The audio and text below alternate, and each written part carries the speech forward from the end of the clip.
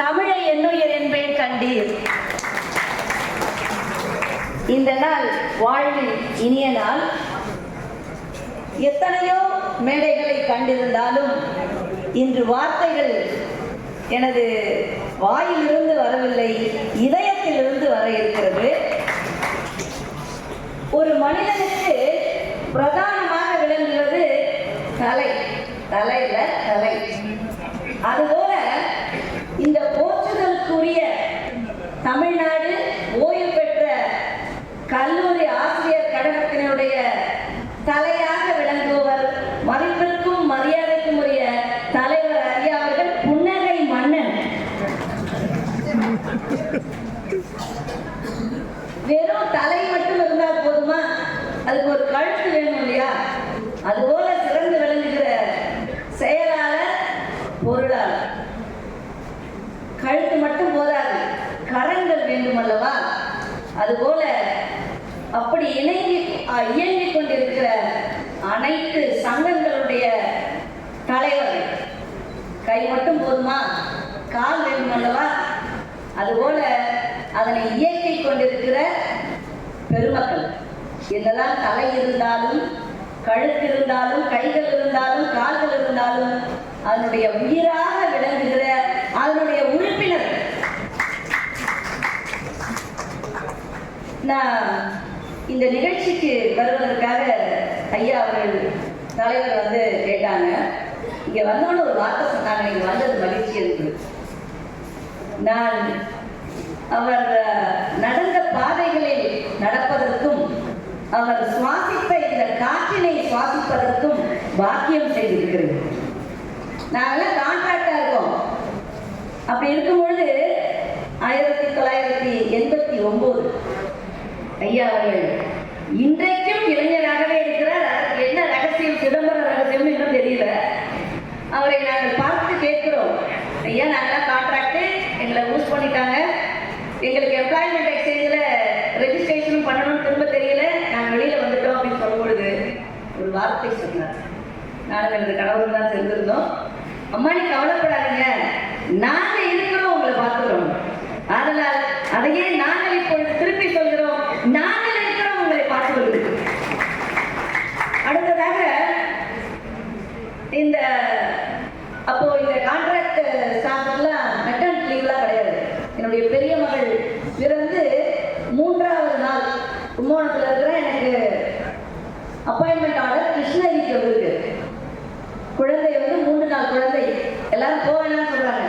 ஆனால் நான் மட்டும் தைரியமாக முடிவெடுத்து குழந்தையை தூக்கிட்டு 10வது நாள் கும்பகோணத்திலேருந்து கிருஷ்ணகிரி அரசு கலைக்கல்லூரிக்கு குழந்தையோட போகிற அம்மா நான். அந்த ஊரே எனக்கு தெரியாது. அப்பொழுது அந்த டிஎன்பிசிடிஏ தலைவராக இருந்த ஐயா பேர் எனக்கு சரியாக ஞாபகம் இல்லை. ஆனால் திருக்குறள் முனுசாமி ஐயாவுடைய மருமகனாக இருந்தவர் இந்த டிஎன்பிசிடியுடைய தலைவர் அவர்கள் வீடு பிடிச்சி, அப்பெல்லாம் கேஸ் ஸ்டவ்லாம் இல்லை, ஒரு மண்ணெண்ணெய் ஸ்டவ்வு, குக்கரு, பாத்திரங்கள் அட்வான்ஸ் கொடுத்து நாங்கள் இறங்கணுன்னு எங்களை கூட்டு போய் அந்த வீட்டில் விட்டு, என்னுடைய குழந்தை முதலாக அந்த அமரநாதன் சார் தான் அங்கே பிசிக்ஸ் ஹெச்ஓடியாக இருக்காரு, குழந்தைய தொட்டியில் போட்டு எல்லா பேராசிரியரும் பார்த்தாங்க. அப்போ சொன்னார், எல்லா குழந்தையும் பெரியவங்களாகி தான் கல்லூரிக்கு வரும் மேடம், உங்கள் பொண்ணு தான் 10வது நாளே இந்த கல்லூரிக்கு வந்துவிட்டது என்று சொல்லி அந்த டிஎன்பிசிடிஏ உறுப்பினர்கள், தலைவர், செயலாளர், பொருளாளர் அவர்களால் தான் என் குழந்தையும் நானும் அங்கு ஒரு நல்ல ஒரு வசதியாக அங்கே போய் சேர்ந்து இருந்து இன்று ஒரு பேராசிரியராக நாங்கள் நிரந்தர பேராசிரியர் இருக்கிறோம். இல்லை இந்த நிலைக்கு வந்திருக்கிறோம் என்றால் ஐயா உங்களை போன்ற பெரியவர்களுடைய அந்த உழைப்பு. எங்களுக்காக கான்ட்ராக்ட்ல இருக்கும்போது அவங்க எல்லாம் வெளியில் நின்று போராடி என்று என்னை சொன்னால் அந்த உணர்வை ஊட்டியவர்கள். அந்த தமிழ்நாடு தஞ்சாவூர் ரயில்வே ஸ்டேஷனுக்கு முன்னாடி ஜிந்தாபாத் ஜிந்தாபாத் இன்குலாப் ஜிந்தாபாத் அப்படின்னு அப்படியே உணர்ச்சி வசத்தோட போன காலங்களை நினைத்து பார்க்கிறோம். நாங்கள் இந்த டிஎன்பிசிடிஏ இல்லை என்றால் நாங்கள் இல்லை. அதனால் இந்த கழகங்கள் தான் அந்த உணர்வுகளை ஊட்டியது. அதற்கு நன்றி. அதற்காகத்தான் இந்த மாநாட்டிலே கலந்து கொள்வதை நான் ஒரு பெருமையாக, ஒரு மகிழ்வான நிகழ்வாக நினைத்துக் கொண்டிருக்கிறேன்.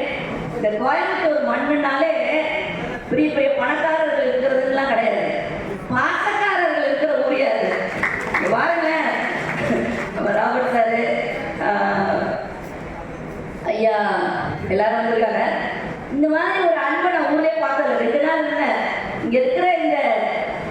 கிளைமேட் சில்லு கிடையாதுங்க.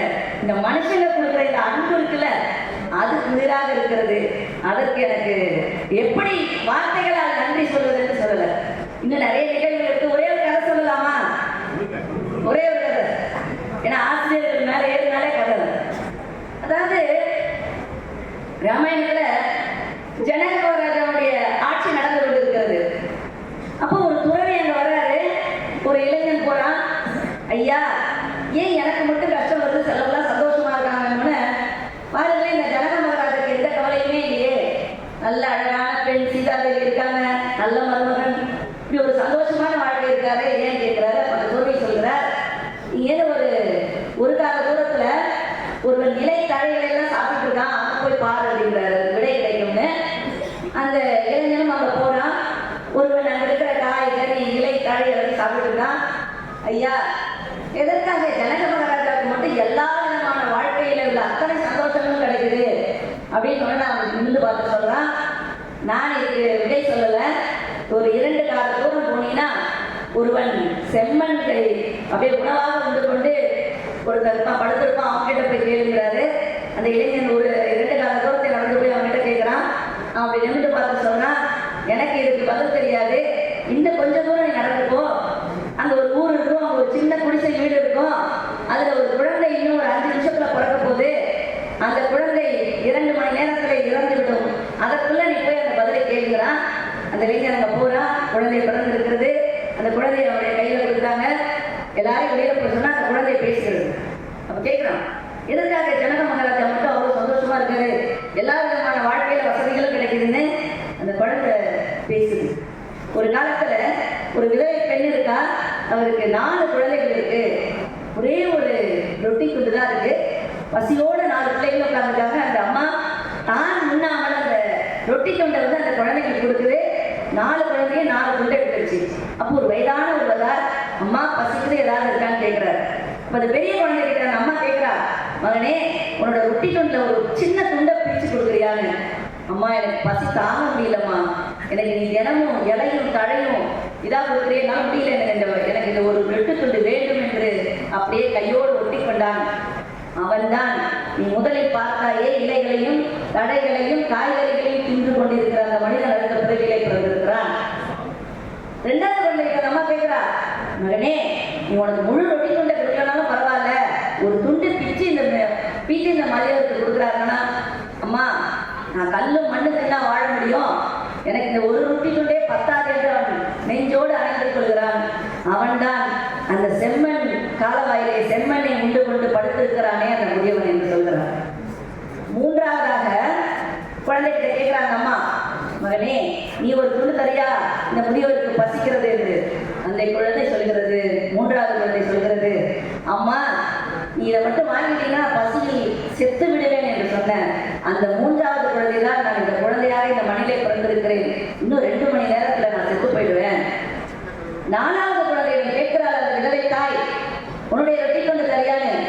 அம்மா, நீ கேட்கவே வேணாம், நான் பட்டினியாக இருந்தாலும் பரவாயில்லை, நீ இந்த ரொட்டி கொண்டை அவருக்கு கொடு என்று ஓடி வந்து அந்த குழந்தை கொடுக்கிறது. அந்த குழந்தை தான் இன்று ஜனக மகாராஜாவாக பிறந்திருக்கிறது. எவனவன் அடுத்தவனுக்கு கொடுக்கிறானோ அவன் உயர்வான் என்று இந்த அரங்கிலே அமர்ந்திருக்கிற பெருமக்கள் ஒவ்வொருவரும் ஜனக மகாராஜாக்கள் தான். ஏனென்றால் அது சென்னையில் ஏற்பட்ட வெள்ளமாக இருந்தாலும் சரிதான், இல்ல ஒரு குஜராத்தில் நடந்த நிலநடுக்கமாக இருந்தாலும் சரிதான், எங்கெல்லாம் ஏழைகளுக்கும் மக்களுக்கும் துயர் வருகிறதோ அங்கே எல்லாம் இன்றும் நீங்கள் வாரி வழங்கிக் கொண்டிருக்கிற நீங்கள் எல்லோரும் ஆசீர்வதிக்கப்பட்டவர்கள், பெரியவர்கள், ஜனக மகாராஜாக்கள் தான் என்று சொல்வதில் நான் மகிழ்ச்சி அடைகிறேன். இந்த அரங்கத்தில் நான் நுழையும் பொழுது இந்த உணர்ச்சி அப்படின்னு இருக்குல்ல, வீரன் சார் தான் சொன்னாங்க, மத்தியானம் சாப்பாட்டுல போய் பாருங்க மேடம், சாம்பார் வாழையை தூக்கி நிற்பாங்க. அந்த மாதிரி ஒரு உணர்வு இருந்தது.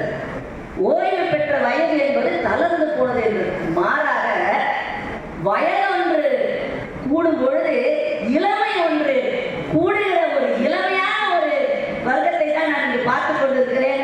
இது எனக்கு மிகுந்த மன மகிழ்ச்சியை அளிக்கிறது. இதற்கு காரணம் நீங்கள் உங்களை பற்றி மட்டுமே யோசிக்காமல் பிறருக்காக யோசிக்கிறது. ஐயா அவர்கள் நிறைய கோரிக்கை சொன்னாங்க. முதல் கோரிக்கை வந்து அரசியல் இருக்கிறது. முதன்மை செயலாளர்களும் மாண்புமிகு அமைச்சரவர்களும் எப்பொழுதெல்லாம் சந்தர்ப்பம் கேட்கிறதோ அப்புறம் நான் தருகிறேன். கண்கார்டன் டேபிளுக்கு ஒரு ப்ரப்போசல் ரெடி பண்ணியிருக்கோம். அது அடுத்த வாரத்திலே கட்டாயமாக போய் சேர்ந்துவிடும்.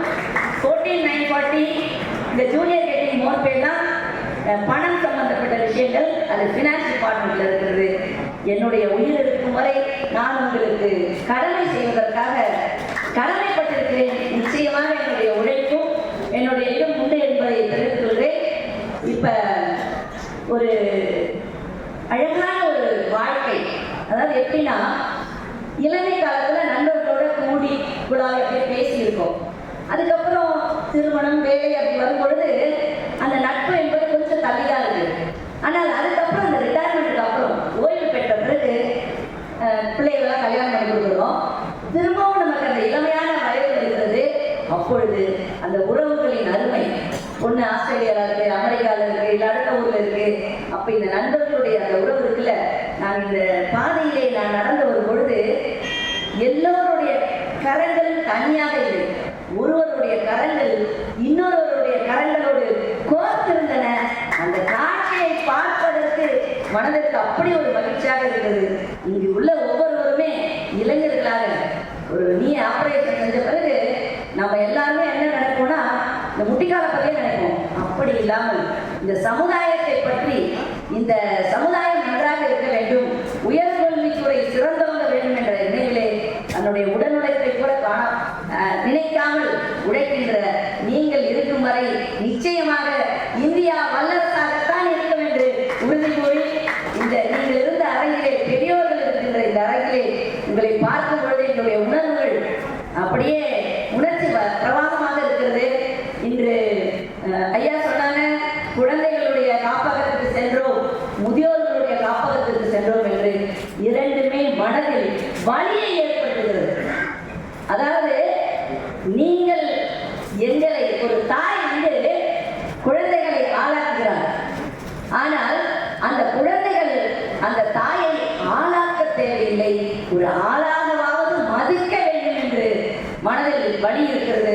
அதாவது முதியோர் இல்லங்களை எல்லாம் மூடிவிட்டு குழந்தைகள் காப்பகங்களை எல்லாம் எடுத்துவிட்டு ஒவ்வொரு தாயும், ஒவ்வொரு தகப்பனும், ஒவ்வொரு குழந்தையும் பெற்றோர்களை பார்க்க வேண்டும். உங்களுடைய இந்த மாநாடு என்பது எங்களுக்கு, ஏன்னா இன்னொரு 6 மாதத்துல நான் ஓய்வு பெற்ற பேராசிரியராக பார்க்கிறேன். இந்த உணர்வுகள், உங்களுடைய இந்த நினைவுகள், இதற்கு சிறந்த பாராட்டுகளையும் வாழ்த்துக்களையும் நன்றியையும் தெரிவித்து வாழ்வா